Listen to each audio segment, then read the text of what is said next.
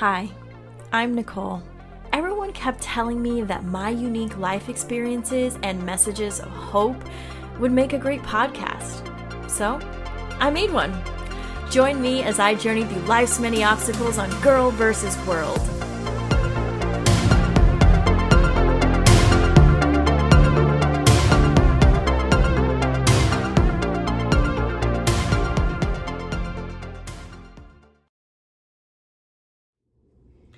Hello everybody, welcome back to Girl vs. World.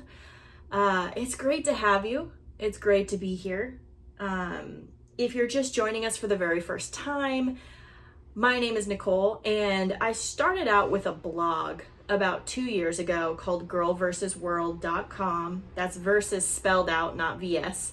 And you can go on there and you can read kind of like my journey, my life journey for the last 2 years, and I dip back and forth between my past and things I'm doing now and kind of things that have happened in my life that either I'm recovering from or trying to learn lessons from and become a better person in the process.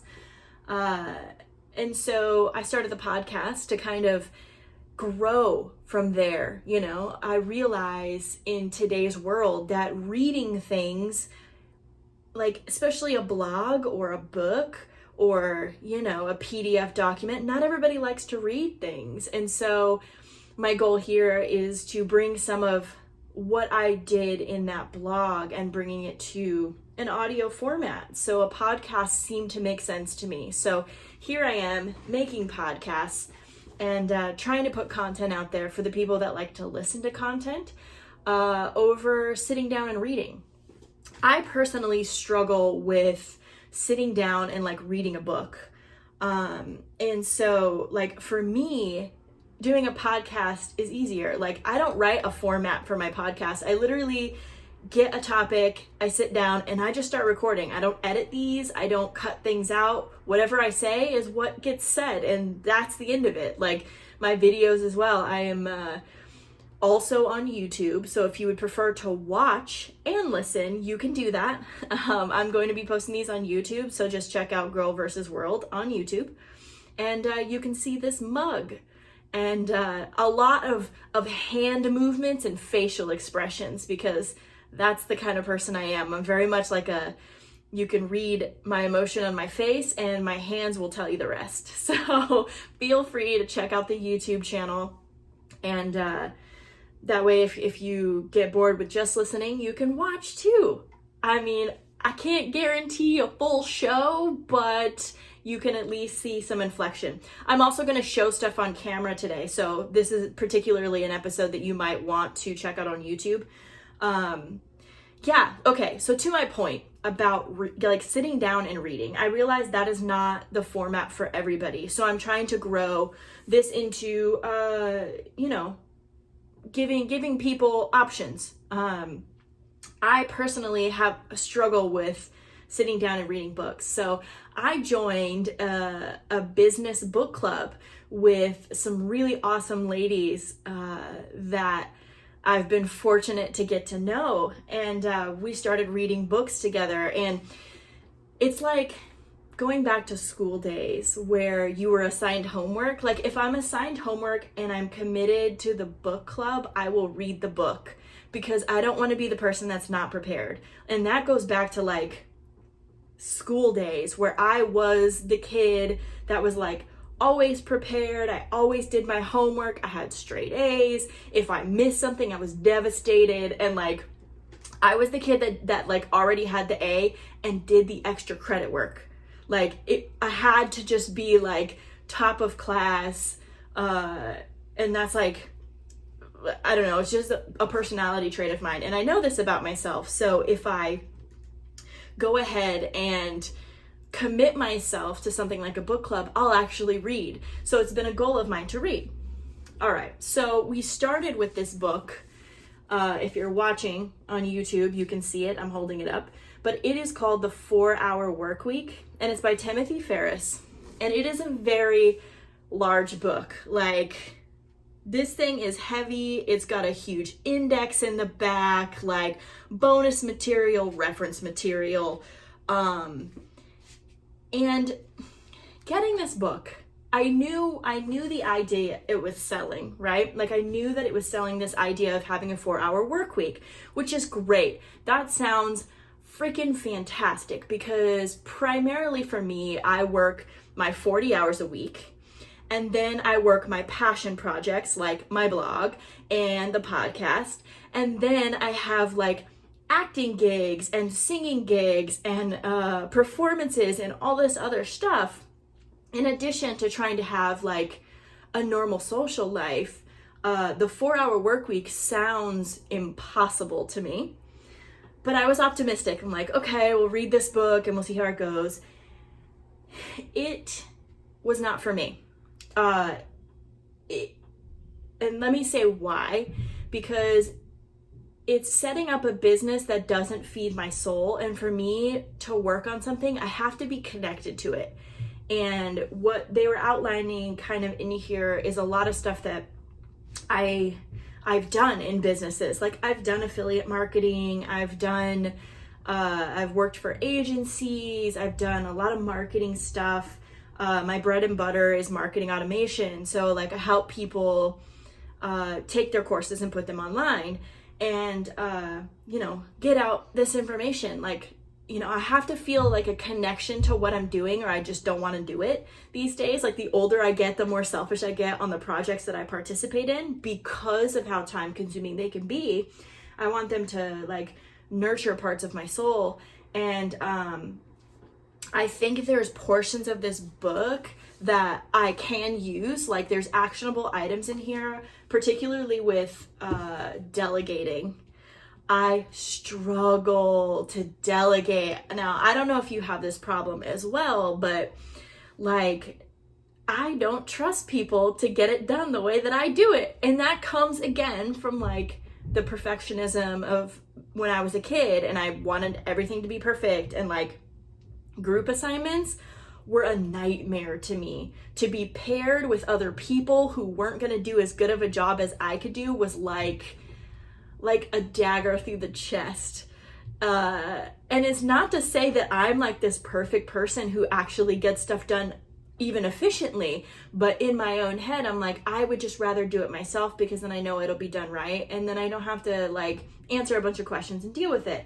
But that is not how to efficiently run your own business. And that's certainly not going to get me away from working like 50 or 60 hours a week, because at some point, I can't do it all, right? And that's a hard thing to admit when you have an ego and you've done things a certain way for so long. But it comes down to this idea of like resistance, being resistant to change, being resistant to allowing, things to just happen. Like I'm very controlling in a lot of aspects of my life because I had my control taken from me for so many years.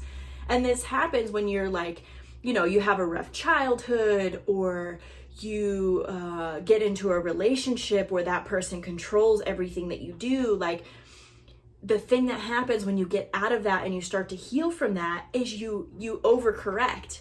And what I've done is I've overcorrected, and now I want to control everything, which is also not good. So having no control and trying to control everything, both not great things to do. And so where I'm going with that is I want to talk about a book that I just started reading, and it was recommended to me by a boss of mine.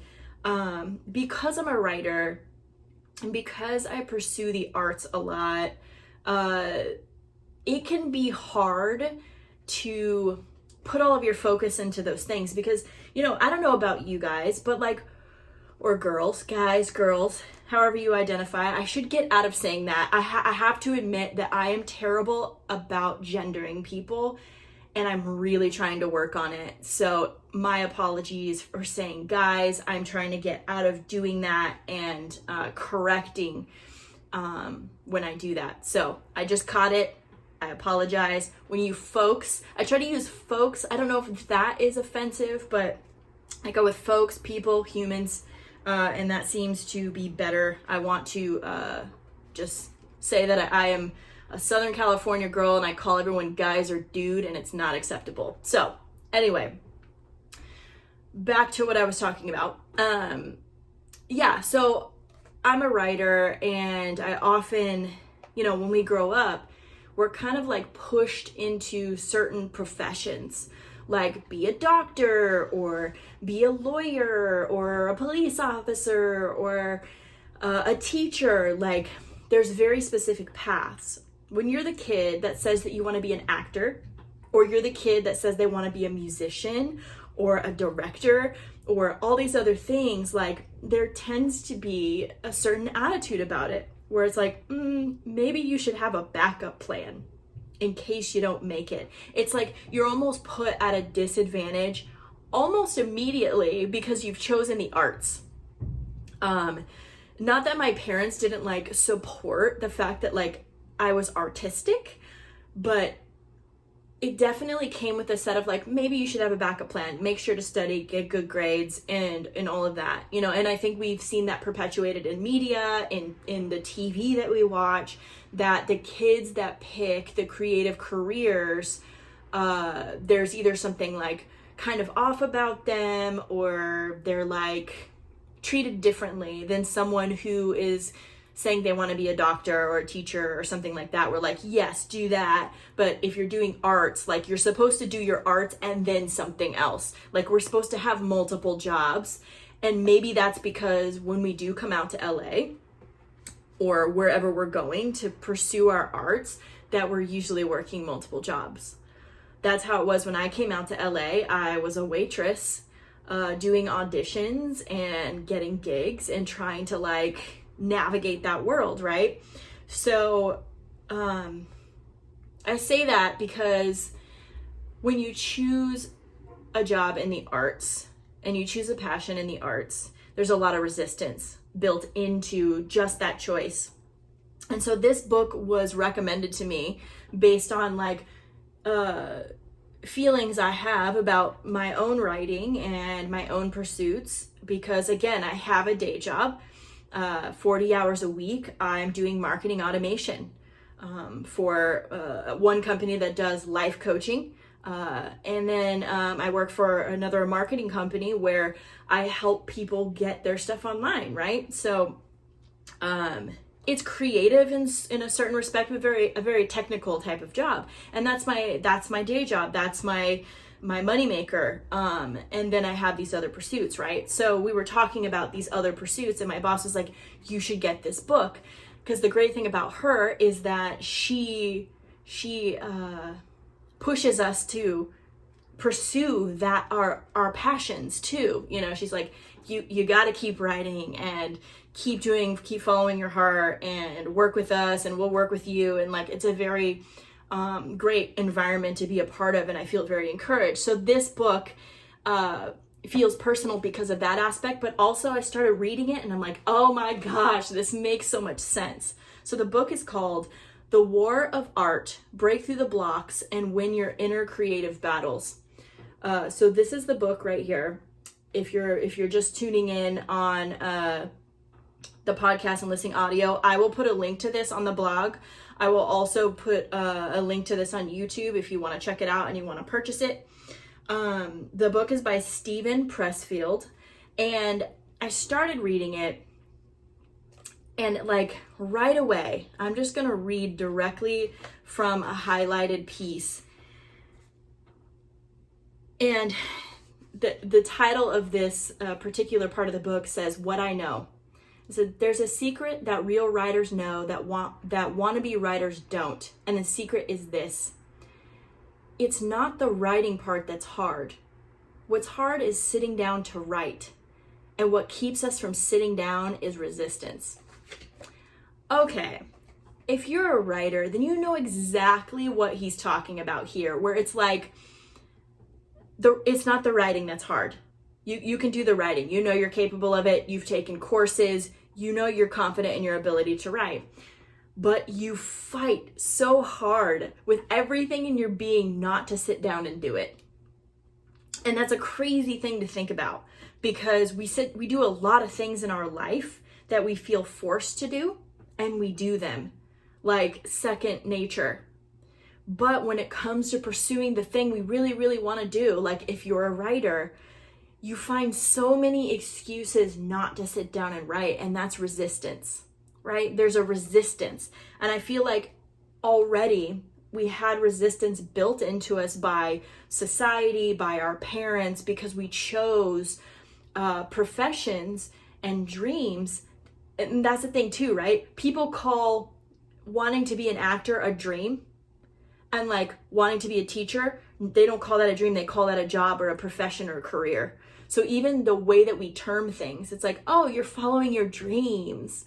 Like, it's great that they call it a dream. That sounds positive, but it's a dream. Like, people don't look at it as like a profession unless you're successful in it. So if if your face ends up on TV or you get a recurring role, then it's a profession, right? Like you're an actor and you're a professional actor, and that's a career. But when you're out here struggling, barely eating and like trying to make it happen, like it's just a dream you're following. And people always say, they're like, well, at some point you gotta live your life and stop following your dreams. And you're just like, wow. If you take a step back from that and you think about it, it's really kind of crappy to think of it that way. So there's the resistance built in, right? You have people around you putting resistance on you, and you have this resistance that you're putting on yourself, right?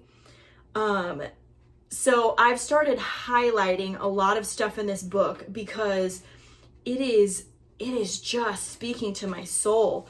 Like, there's this one part that says resistance is the most toxic force on the planet. Ain't that the truth? Like, we can find so many excuses as to why we shouldn't do something. Like, if I decide, okay, because I'm working on a book personally, I have the hardest time sitting down and actually starting it. I will sit down all day and I will do my job and I will work and I'll have no problem doing that. I will sit down and have a conversation with somebody. But like when it comes to writing, I have so much resistance that's like pushing against me, right? But it's getting better. Like acknowledging that this resistance like exists, I'm getting to a point where I can start to push back against that resistance, where it's like, you don't have time to write today because you're not making money with this writing right now. Okay, but I haven't made money with my writing for 2 years, and I've still continued to write in the blog.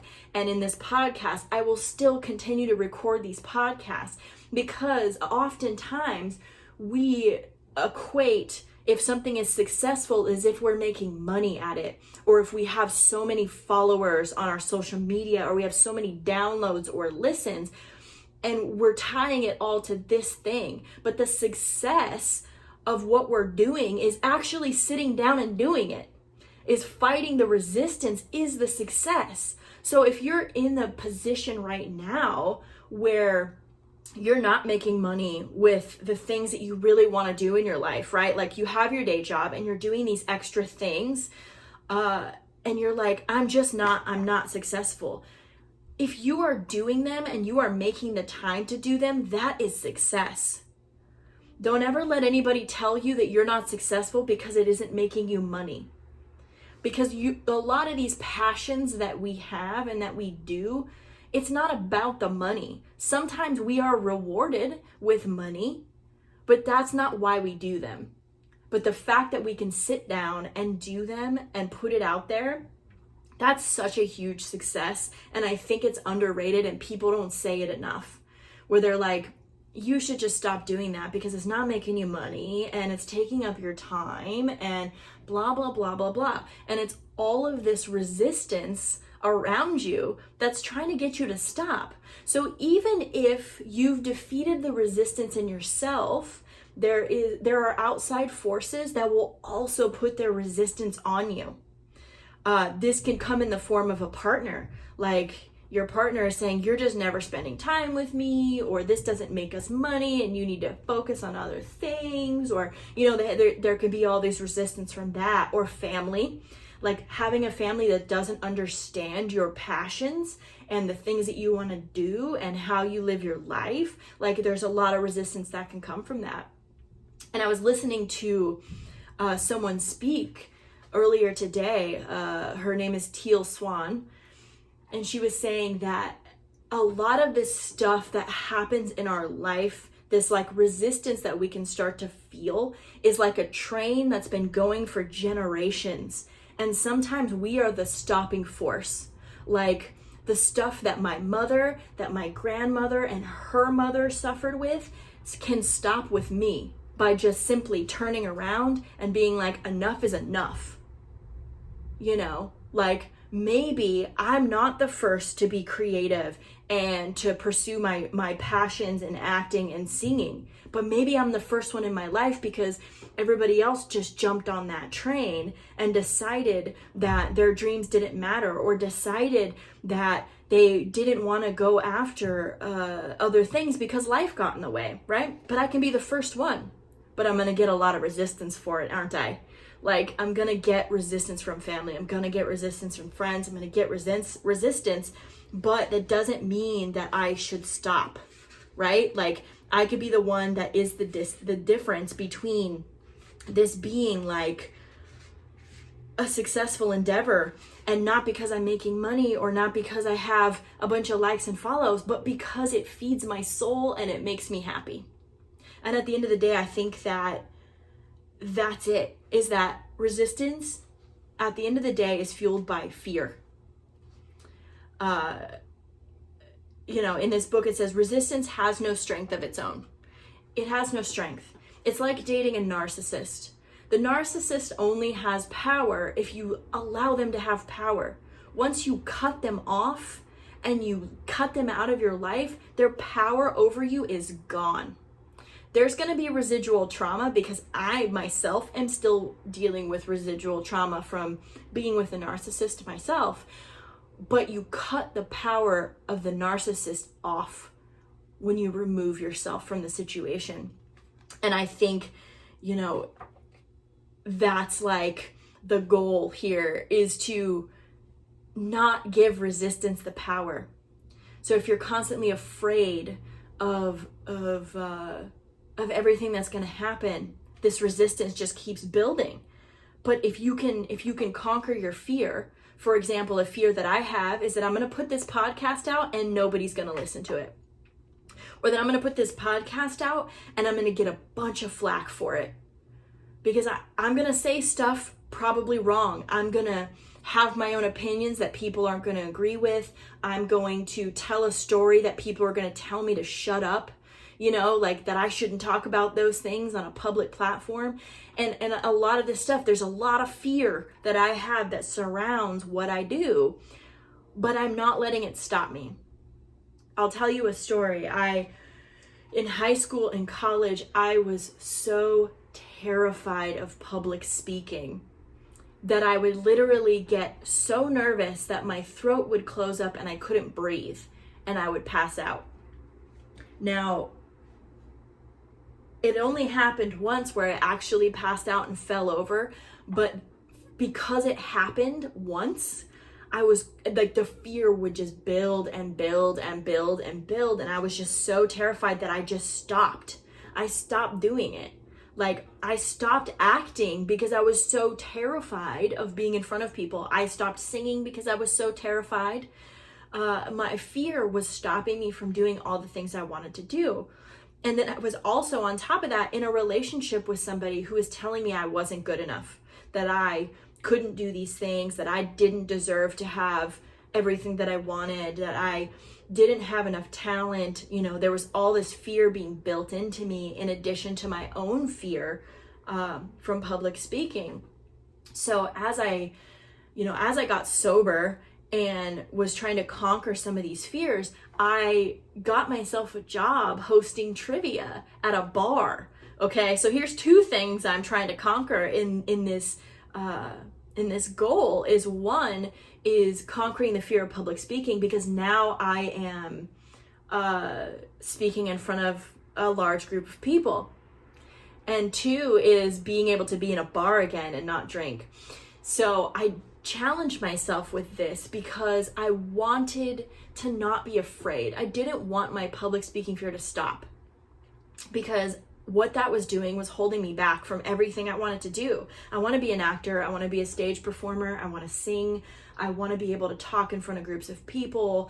And my light wasn't able to shine because I was so afraid. I was afraid that I wasn't going to be any good, that nobody was going to like me, that I was going to fail, that people were going to laugh me off stage. But like, it ended up being, I did it for like 6 months before COVID hit and everything got shut down. I was going to that bar every week and hosting trivia and having a freaking blast. My first couple of shows were difficult, but it got easier and easier. And I was able to like get back into doing the things that I wanted to do. Now I still get nervous before every show. I still feel like throwing up and passing out. But the whole idea here is that you continue to push through it because it's worth it. Like, letting fear stop you from doing the things that you want to do and love, like that's just not gonna work. Like, that's one of the things that can hold you back so much in your life, is that you're just so afraid, whatever that is. The next thing is like procrastination. I am the queen of procrastinating. Goodness gracious. Like, I will find every reason or excuse not to do something or put it off till later. But I'll still worry about it and think about that thing until I get it done. Case in point is like when I was doing contract work and I would give a deadline to a client and I'd give myself plenty of time to do the work. But I would just worry about it for the week and then do it, an hour before it was actually due, before the time. So I'm still delivering the goods, but I've stressed myself out for a week and I've procrastinated and didn't do the thing. So it's the same thing with resistance. Is like, that's a form of resistance, is allowing your procrastination to get the best of you, right? Like, it is crazy to just like succumb to that part of the process. The biggest thing I would say, I'm just going to start tomorrow. Like, I'll do that thing tomorrow. I'll do it tomorrow. No, do it today, because you actually have the opportunity to sit down and do whatever it is right now. Like, that's the practice that I'm trying to do. So here's the challenge I want to put out, and here's what I want to put together. I'm going to create a worksheet, and I'll make this available for download in the comments section on YouTube. If you're watching the YouTube video, or if you're listening to the podcast, you can go to girlversusworld.com. Again, that's versus, VERSUS.com. Excuse me. And I'll have a link there for you to download it. And in this worksheet, the goal here will be to write down for the next week, the next 7 days, write down every time you fought resistance. And I mean any type of thing. I want you to write it down. So, for example, if you thought about writing today, if you're a writer, if you thought about writing today and you actually sit down and wrote, write that down. If you did self-care instead of something else, like some other priority, write that down.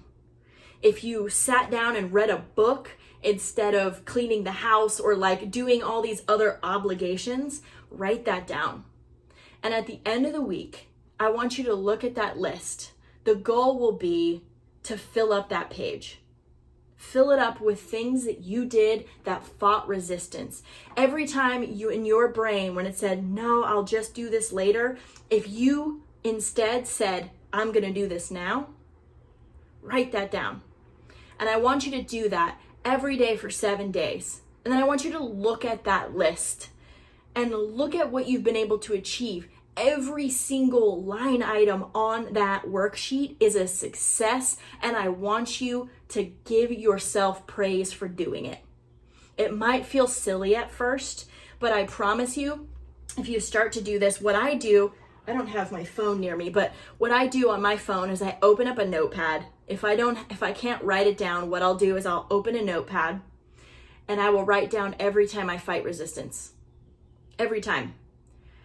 And I jot it down. I just type it out. I said, okay, today my brain told me not to do the thing that my therapist recommended. So like, whatever that thing was. So like my therapist recommended a book. The previous week, I didn't buy the book. I put it in my shopping cart, but I didn't buy it.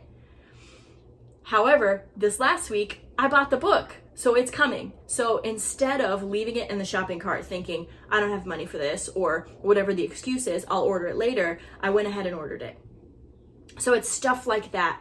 And so at the end of the week, if you want to share them with us on the blog, that would be great. We'd love to see it.